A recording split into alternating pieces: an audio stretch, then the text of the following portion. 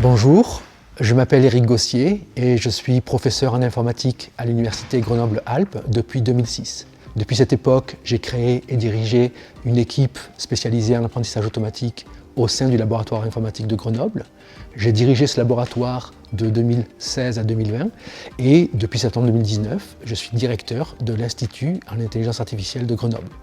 Mes recherches portent sur l'utilisation de méthodes, de modèles d'intelligence artificielle pour le traitement automatique des langues et la recherche d'informations. L'informatique est un domaine qui rassemble à la fois des acteurs académiques et des acteurs privés. Les acteurs privés jouent un rôle de tout premier plan dans le développement de systèmes et de modèles informatiques.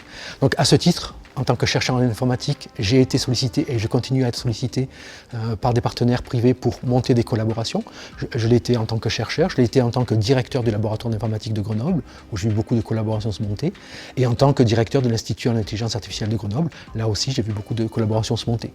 Le cœur de l'intelligence artificielle est fondé sur l'informatique et les mathématiques appliquées, deux domaines qui sont très présents à l'Université Grenoble-Alpes. Et donc Floralis, filiale de valorisation de l'Université Grenoble-Alpes, a joué un rôle de tout premier plan dans l'accompagnement de ces projets-là. Donc Floralis nous a aidé à faciliter le montage de ces projets, nous a aidé à la gestion de ces projets et surtout nous a accompagnés dans la négociation de ces contrats. En tant que chercheurs, nous sommes souvent démunis pour négocier ces contrats et là, le rôle de Floralis a été prépondérant pour défendre nos intérêts auprès de ses partenaires privés.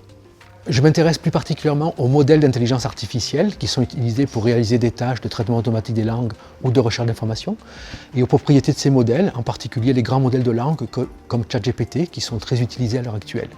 Ces modèles, même s'ils sont très intéressants, sont encore très imparfaits.